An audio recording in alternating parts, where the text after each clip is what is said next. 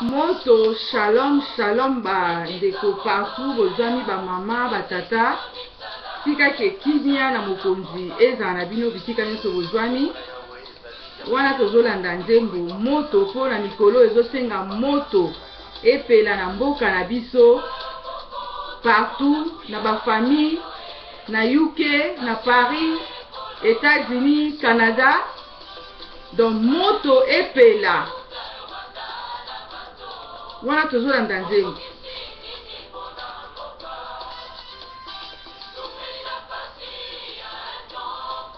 toumeli na pasi mais Bible lobi chaque chose a son temps likambo na likambo za na tangu nango toza na tango kolela toza na tango koseka toza na likambo na chaque chose a son temps toza na tango musala toza na tango a repos alors tolingi tomona kembo na ye papa sembola loboko na ekolo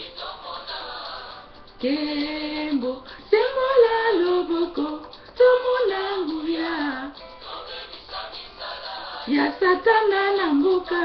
na Congo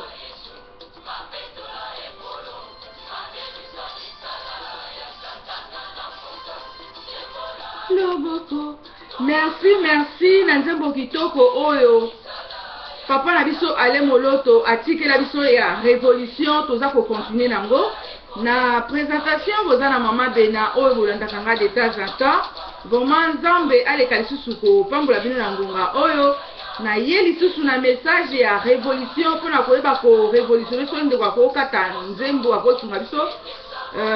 na ye lisusu na message ya révolution pona kosunga biso nzembo oya ya révolution oyo esungi biso ede biso alors ngape na ye lisusu na message pona ko révolutionner bino lisusu ba mama partout bozwami toyebeke tant oyo toza toujours ko révolutionner ba mama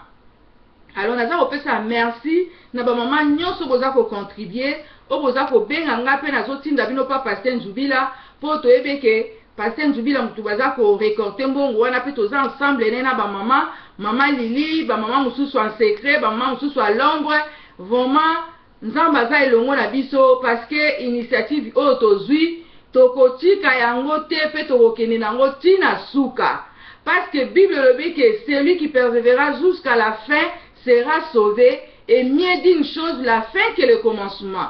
Alors suka eza malamu ke kobanda yango biso lokwa tobandi boye tokotika te yango bandeko na biso pe na Congo partout bozwami révolution oyo tobandi tokotika yango te tokende nango tina suka. Alors yango tozosenga ba cotisation na biso ba mama partout bozwami ba mama boza libanda mboka toza na système moko oyo soki obengi biso tokopesa yo po okoka kotia misolo na yo tokopesa yo ba code oyo za na libanda ndenge okoki kofile forme na yo mpona kotia mbongo na banke eni banke okoki kotia tokopesa yo yango ba numéro zana okoki kobenga biso okoki contacter biso tokopesa oneti mama moko ya Chine mama na biso ya Chine asengaki ndenge nini akoki kotia mbongo alors onatia na Western Union alors topesaki ye code wana Pasteur Nzubila yebi mama na Chine mpe bandeko nyonso koza na Chine nzambe aleka na kopambola bino mpona susi ya mboka mpona fardo ya mboka po ndenge naza koloba ke mutu na mutu asala eloko nini amoni kaza capable nango mpona kocontribue mpona mboka. Alors toza kosala appel na bino toujours bamama na ngai na baekole na bauniversité sala yango donc ezala Saint-Esprit mutu atindika yo donc oyo toza kosala yango tokomi ba volontaire ezala nokoma no volontaire donc mutu aforce yo te okutani na bato mibale misato na babus na wenze wapi na marché yebisa ye pesa ye sango oyo toza na contribution pe tozopesa na place moko oyo biso surtout toyebi yango epa na Pasteur Nzubila biso ba mama toza wana boye biso ba mama tozaka ba fidèle toyebaka ko garder ba kesi toza ensemble na papa Nzubila. Alors mutu akosa bino te mutu alingisa bino te oyo tokebo oyo tozongi boye tozaka na place moko oyo toza kopesa ba cotisation na biso po to contribuer mpona koluka kosunga révolution oyo ebandi na mboka toyebi te mokolo nini ekoki kosila mais biso toza kocontinue nango. Alors na remercier lisusu ba ndeko mususu oyo bautaki kobenga ngai pour toyebi que révolution oyo toyebi eza comité de crise bandeko nyonso tu boyebi ndenge ebandaki toza na comité de crise oyo babandaki makambo oyo toza na Pasteur Nzubila les messagers toza na Ekanga air de vérité pe bandeko mususu vraiment to mekampe ko soutenir ba initiative oyo parce que to remarqué que biso na kati na communauté na biso congolaise toza na organisation te tolobaka ngo de temps en temps mais nga na ye apona ko révolutionner bino ba mama biso toza mibali te toza basi obi na kati ya ndako soki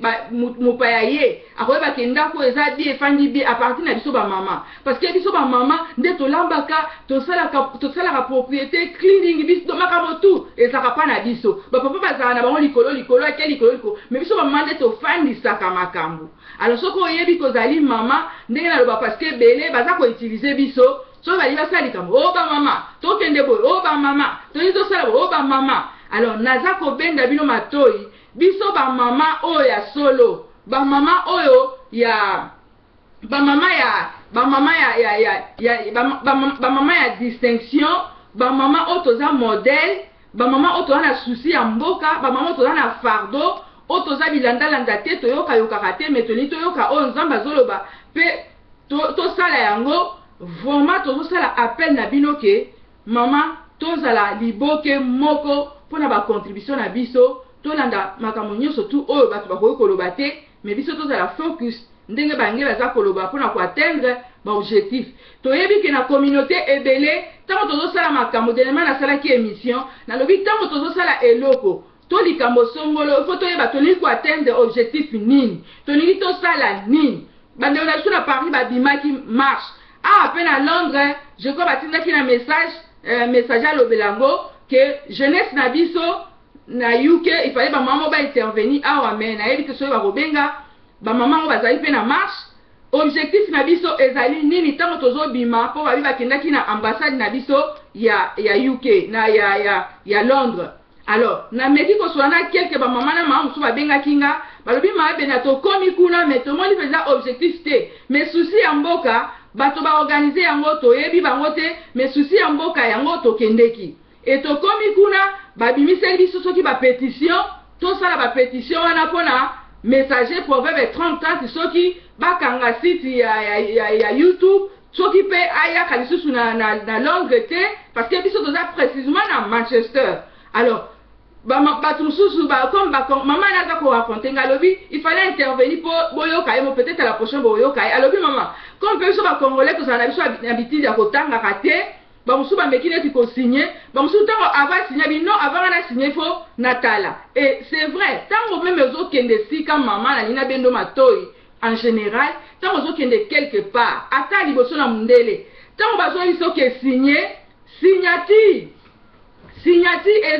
eza likambo ya munene signati oyo okoki ko rate makambo ebele likolo ya signati okoki ko signer liwa na yo okoki ko signer makambo susu oyo donc tango bazo pesa yo papier tanga yango soko comprendre nde osali signature na yo osali mokoloto na yo aussi longtemps que nano comprendre te ko sala mokoloto wana te mama pe ko signer te po ekoki ko boma yo ekoki ko bibelo makambo ebele yango bibelo bina biso lobi ke l'ignorance tue kozanga koyeba ezali nde ba musu baloba liwa ya ndambo eza liwa ya ndambo te eza liwa mubimba kozanga koyeba alors batu musu bamekaki kosigner ntango baye kosutuka bamoni bapétition wana oyo papa na pesa bamibali nyonso tout respect papa Ngoma na Londres ye mutu aza kopanza bapétition na yebi te balobi soki na matanga omoi bazokende yango soki mpe bandeko babandi révolution bakende kosala pike bamemi bapapier wana mpo basala révolution soki ndenge nini basala pétition alors bamusu bamama batelemaki basilikaki balobi boye kodistre biso toye mpo tosala révolution na ambassade et d'ailleurs toye na ambassade yango mpe tokuti ekangami donc eloko mpenza ya bolimbisanga ndenge mama na lobelinga alobi ma benelo kama longa penze salami tomoni yango te. Pourquoi Kombe elali na Londres? Elali pourquoi? Eloko nini oyo sombi batu na Londres? Mbongo nini yango oyo sombi batata toyebaka bango bazobunda baza koningisa bato mosusu bakoti ya baningisi bango. Eloko nini sombi bango? Mbongo nini yango ba 20 livres, ba 50 livres. Ndi yango sombi bino bandeko na biso bazokufa, basi bazoviole bango. Yango nde sombi bino Kombe elali awa na Londres. Bandeko na ngai, peuple congolais, eza pasi pe eza mawa. Alors na message oyo ya révolution ya biso ba mama, on l'appellera femme. Toye pona ko révolutionner bino ba mama, biso toza mibali te. Biso toza mibali te, biso to bengami toza ba mama. Yango toza ko sala peine na bino. Mwasi soki alobi ke akwatende likambo ya kwatenda, mwasi soki alobi asala likambo ya kosala. Yango tozosala ba planning, tozosala tozotala ndeni tokosala pike moko ba mama na parlement. Tokosala ba reflect na biso tokosala do tosa kosala plan d'action ndeni tokoki kwatenda yango kosenga meme autorisation devant mikonzi ya mboka pona ko réclamer ba droit na biso parce que mboka eza mboka ya loi et puis eza mboka ya droit, mutu na mutu aza libre ya kosala mais tokosenga autorisation officiellement. Alors, tant que tu as les cambo, tu as les cambo pour to atteindre boy. Alors, ba maman ba regretta ki mingi, ba maman so habite ok kutu ko so bana na classe, to tiki bana, to regretter mais to ke to kuta kuna ba to so ba discussion, ba wana bango, donc botala eza mawape passe. Yango nazo sala appel na ekanga air de vérité ta que journaliste et puis nazo sala appel na